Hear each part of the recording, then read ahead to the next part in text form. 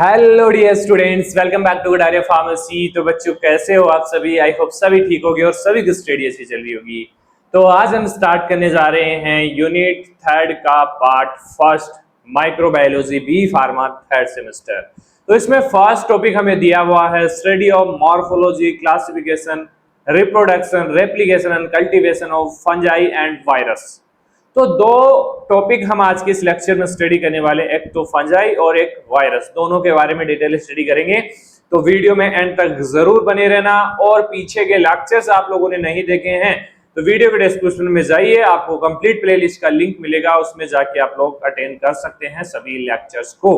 क्योंकि अभी फिलहाल हमारा माइक्रोबायोलॉजी और ऑर्गेनिक केमिस्ट्री के लेक्चर्स चल रहे हैं, तो इनको आप अटेंड कीजिए, जल्द ही नेक्स्ट सब्जेक्ट आने वाले हैं। चलिए भाई स्टार्ट करते हैं। और जो भी बच्चे चैनल पे न्यू है तो चैनल को सब्सक्राइब जरूर करें, और नोट्स के लिए हमारा ऐप डाउनलोड कर सकते हैं, गुडारिया फार्मेसी ऐप प्ले स्टोर पे मिल जाएगा आपको। बाकी अदर इन्फॉर्मेशन के लिए आप हमारा टेलीग्राम ग्रुप ज्वाइन जरूर कर सकते हैं, उसका लिंक वीडियो के डिस्क्रिप्शन में मिलेगा। तो यूनिट थर्ड के सिलेबस की बात हम करें तो फर्स्ट जो टॉपिक है उसमें है study of morphology, classification, reproduction, replication and cultivation of fungi and virus. उसके बाद सेकंड है classification and mode of action of disinfectant, factor influencing disinfectant, antiseptic and their evaluation. Third है bacteriostatic and bactericidal action, evaluation of bactericidal and bacteriostatic, sterility testing of products। तो basically third unit को हमने चार categories में, चार part में divide किया है, तो मतलब इसके चार लेक्चर हमें स्टडी करने हैं। तो फर्स्ट आज का लेक्चर हम देखते हैं फंजाई और वायरस पे, ठीक है। चलिए स्टार्ट करते हैं। तो सबसे पहले हम बात करेंगे फंजाई की कि फंजाई होते क्या हैं। तो देखिए, वैसे बात करें तो फंजाई हमारे ही सेल्स की कैटेगरी में आते हैं। हमने दो टाइप के सेल्स देखे थे, प्रोकैरियोटिक एंड यूकैरियोटिक्स। तो हम बेसिकली यूकैरियोट्स के अंदर आते हैं, जहां पे जो सेल होता है मतलब उसके अंदर न्यूक्लियस प्रेजेंट होता है, मतलब एक्चुअल रियल न्यूक्लियस प्रेजेंट होता है ना। तो बस वही है, प्रोकैरियोट में ऐसा नहीं होता। तो फंजाई हमारी ही एनिमल्स वाली कैटेगरी में आते हैं। तो बात करते हैं फंजाई की। तो फंजाई की डेफिनेशन की बात करें तो these are the eukaryotic organism. सबसे पहला पॉइंट इसका यही है कि ये एक यूकैरियोटिक ऑर्गेनिज्म है, क्योंकि विथ ए ट्रू न्यूक्लियस, क्योंकि इसके अंदर जो न्यूक्लियस होता है ट्रू, सच्चा, भाई सच में न्यूक्लियस प्रेजेंट होता है इसके अंदर।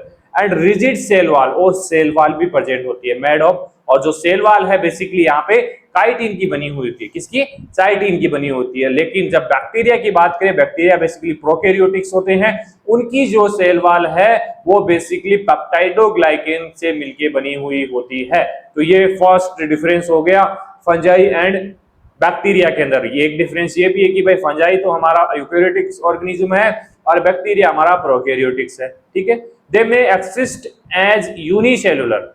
देखिए, जो हमारे फंजाई होते हैं वो यूनिसेलुलर भी होते हैं, मतलब कि एक ही सेल होगी, और मल्टी सेलुलर भी होते हैं। तो इसके हिसाब से दो टाइप से इनको डिवाइड किया गया है।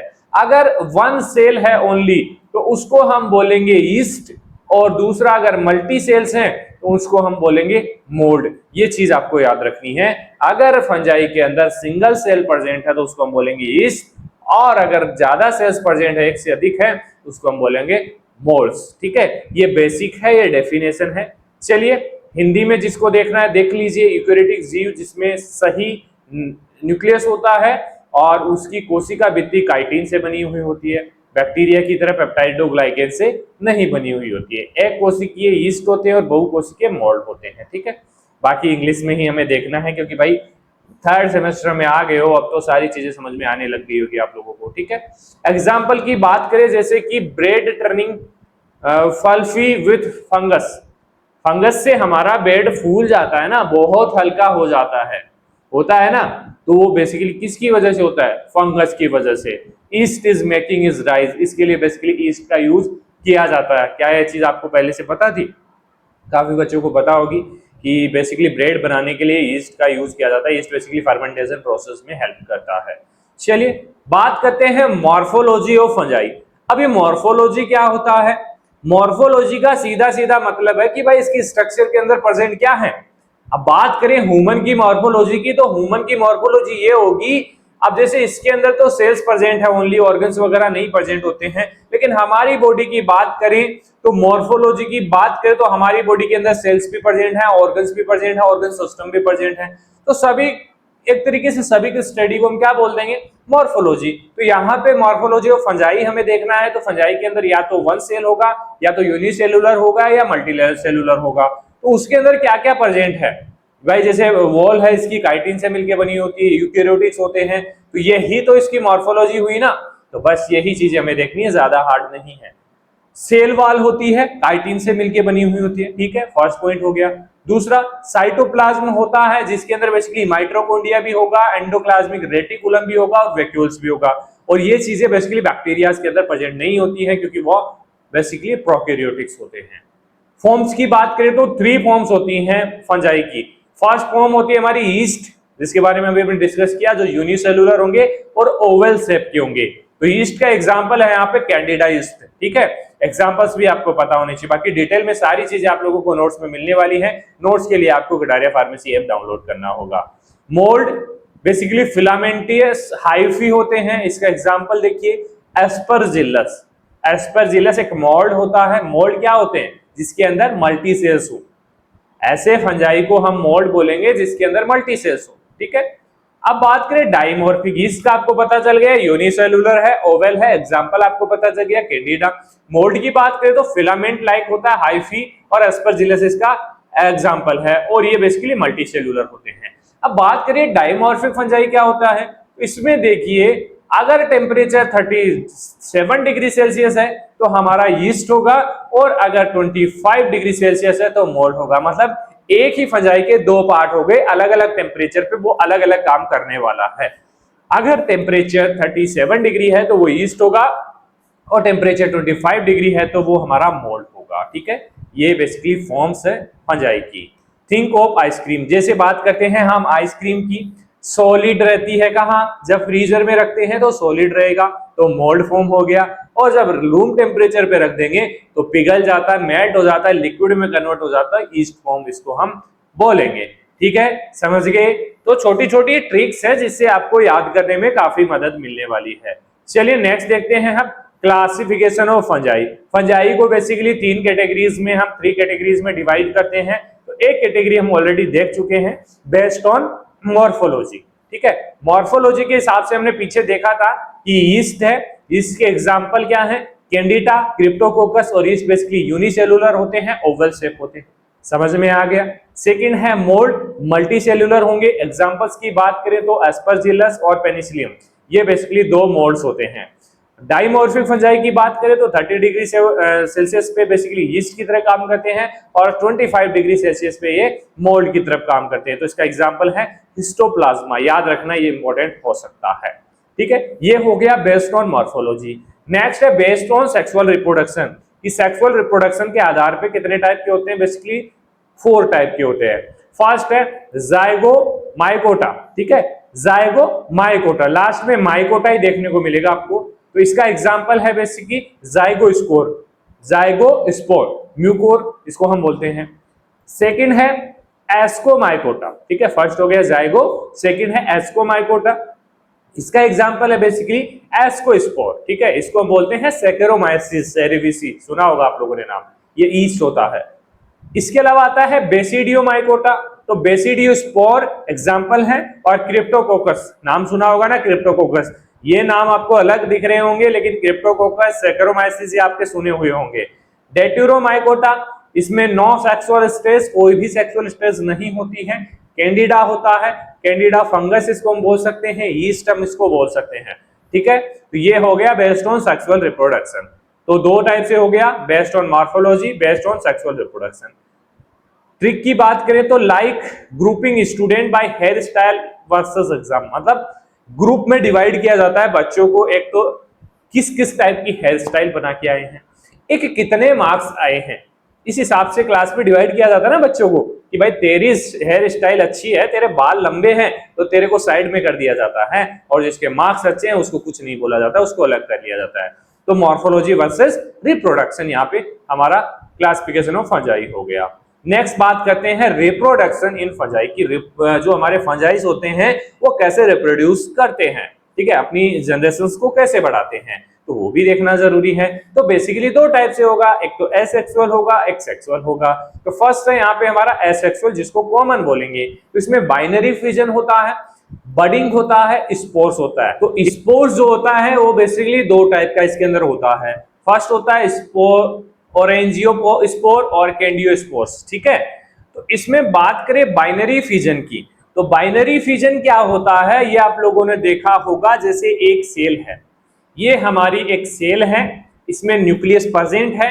अब क्या होगा, ये सेल बेसिकली इसका न्यूक्लियस धीरे धीरे क्या होगा, दो पार्ट में डिवाइड होने की कोशिश करेगा, दो पार्ट में डिवाइड होने की कोशिश कर रहा है। फिर थर्ड स्टेप में क्या होगा, यहाँ पे सेल भी हमारी डिवाइड होने की कोशिश करने वाली है। मतलब आधा न्यूक्लियस इधर आ गया, आधा न्यूक्लियस इधर आ गया। लास्ट में ऐसा होगा कि भाई यहाँ पे हमारी दो सेपरेट सेल्स बन जाएगी। तो इस प्रोसेस को हम क्या बोलते हैं, बाइनरी फिजन। इससे भी बेसिकली फंजाई अपनी ग्रोथ करते हैं। इसके अलावा बडिंग होता है।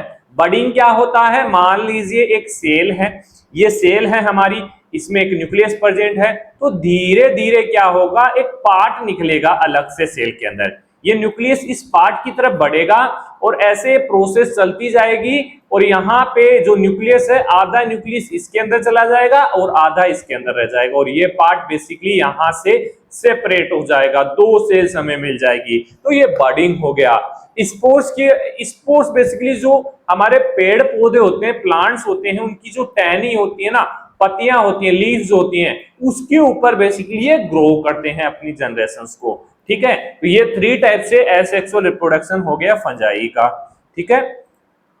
एक सेकेंड, चलिए सेकेंड है सेक्सुअल। इसमें fusion of nucleus, nucleus fuse होते हैं, दो न्यूक्लियस एक जगह फ्यूज हो जाएंगे भाई, एक जगह फ्यूज हो जाएंगे और बनाएंगे एक सिंगल सेट।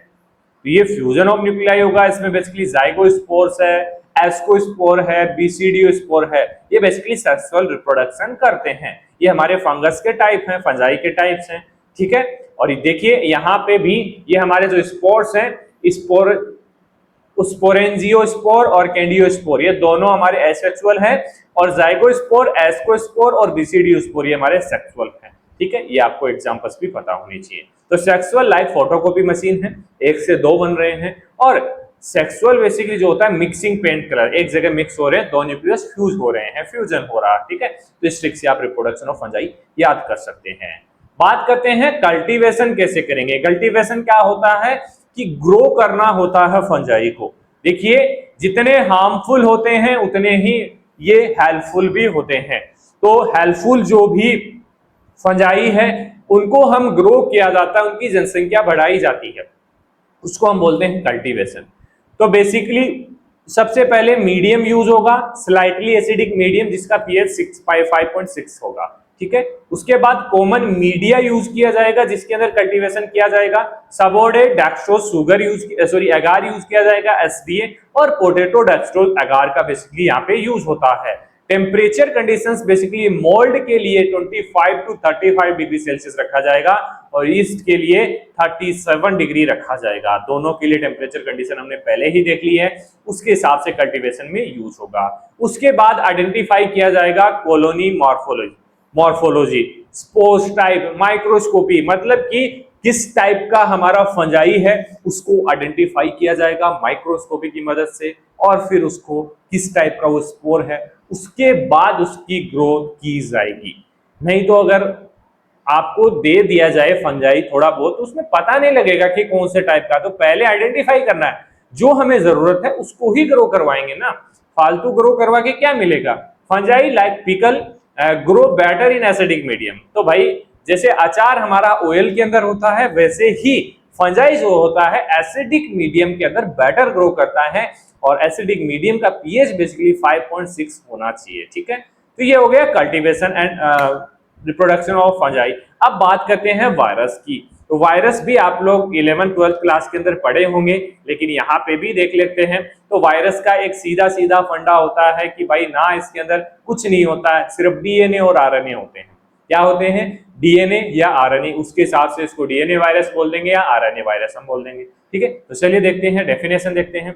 वायरस एसेलुलर होता है, मतलब कोई भी सेल इसके अंदर नहीं होती है।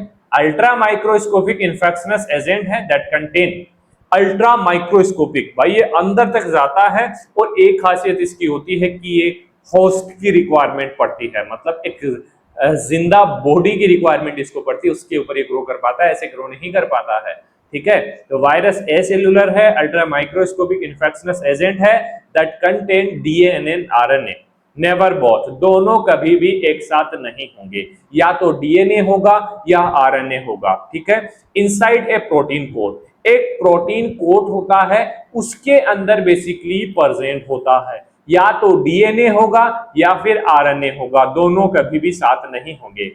जो प्रोटीन कोट होता है उसको हम बोलते हैं कास्पिड। ठीक है, some time with a lipid envelope, कुछ वायरस के अंदर एक लिपिड एनवलप भी होता है जो बेसिकली होस्ट सेल से ही बनता है, वायरस का पार्ट ये नहीं होता है। ठीक है, they require a living host cell for replication.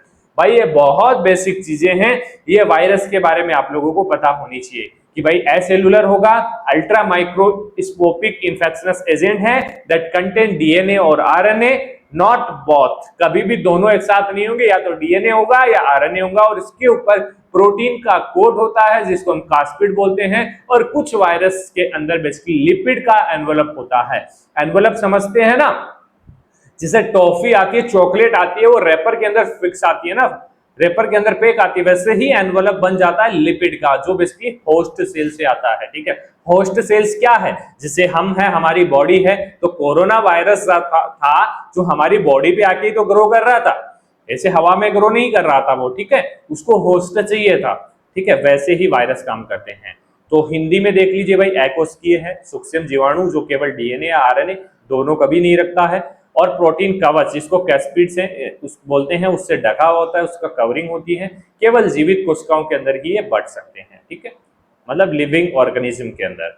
चलिए, वायरस एक हैकर की तरह काम करता है, can not work without someone, किसी के बिना काम नहीं कर सकता है, एल्स कंप्यूटर, है ना, एक कंप्यूटर की रिक्वायरमेंट पड़ती है, जैसे हमारी बॉडी इसके लिए कंप्यूटर का काम करती है और इसके साथ मिलकर ये काम करता है, नेटवर्क की रिक्वायरमेंट इसको पड़ती है। ठीक है, चलिए नेक्स्ट देखते हैं, मॉर्फोलॉजी ऑफ वायरस। मॉर्फोलॉजी मैंने बताया आपको क्या होता है भाई, क्या स्ट्रक्चर है, क्या प्रेजेंट है, तो सबसे पहले तो डीएनए आरएनए प्रेजेंट है ना, तो न्यूक्लिक एसिड में basically DNA and RNA present होगा, कास्पिड प्रोटीन कोट जिसको हम कैप्सोमियर बोलते हैं वो प्रेजेंट होगा, दोनों को मिला के क्या बनाएंगे, न्यूक्लियोकास्पिड बोलेंगे, तो कास्पिड प्लस न्यूक्लिक एसिड क्या बन गया, न्यूक्लियोकास्पिड। ठीक है, एनवलप की बात करें तो some time lipid membrane from host, envelope जो लिपिड मेम्ब्रेन का एनवलप बनता है ना, वो basically lipid membrane from host, host से आता है वो लिपिड मेम्ब्रेन। ठीक है, तो भाई ये 4 पॉइंट तो इजीली आपको फर्स्ट डेफिनेशन में ही याद हो गए, इतने याद हो गए तो आराम से लिख पाओगे आप। ठीक है,